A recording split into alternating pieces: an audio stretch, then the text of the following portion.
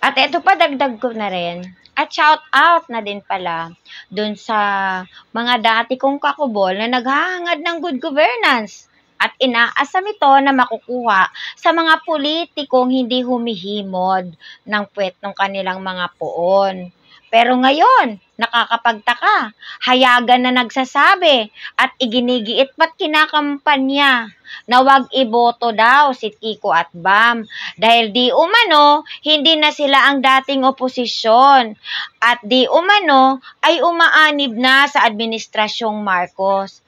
Bakit ba? Sa anong paraan ninyo naisip yan? Hindi ba maaari na ikaw ay hahawak pa rin sa iyong katayuan bilang oposisyon while submitting to some issues na itinataguyod ng administrasyon ngayon para sa nakararami?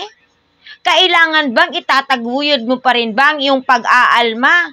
Kahit alam mo naman na may pagkakataon na ginagawa ng administrasyon ngayon na naaayon din sa iyong ginugusto at minimithi. Hindi na lang ba tayo hahawak sa tsansa na maari tayong manuligsa, pero hindi nangangahulugan na mandadaot na lamang kagaya sa mga ginagawa ng mga Duterte supporter, ng mga PDP laban na yan na hindi mo alam kung ano ang paglilingkuran. Ang iisang tao ba o ang bayan? Pwede naman tayong sabay-sabay mangarap bilang Pilipino. Pwede naman tayong mamiktos sa administrasyon ngayon habang nakahawak kamay ang isa't isa para sa bayan. At may isa pa talaga na nalilito ako. Yung hindi ko iboboto yan. Dahil hindi kami pareho ng stand sa divorce bill, sa SOGI bill, sa abortion. Tama ka naman. Pero kailangan bang ipagbunyi mo yan? Yung sarili mong pananaw, kini-question mo ang isang stand ng isang politiko? Dahil hindi naaayon nito, wala nang matitira sa mga politiko kung ganyan tayo, nagiging subjective tayo. Diba? Hindi ba pwedeng titingnan din natin yung mga aspeto, yung pananaw ng isang politiko na nagnanais humawak ng upuan? Tingnan din natin ang kanyang stand, ang kanyang values. Mas masahol pa kayo sa isang panatiko. Nahanap nyo, politiko o robot? Di ko naman ini-invalidate eh.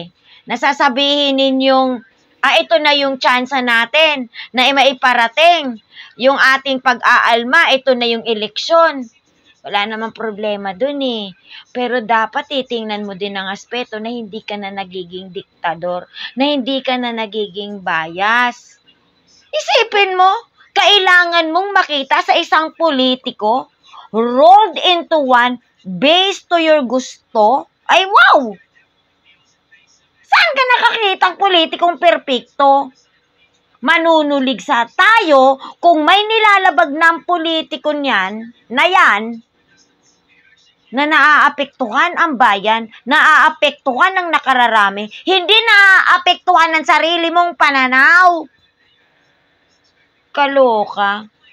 Magbumoto ka kung sino gusto mo. Pero wag mong ipakayag na hindi yan iboboto ko dahil hindi yan ganito, ganyan.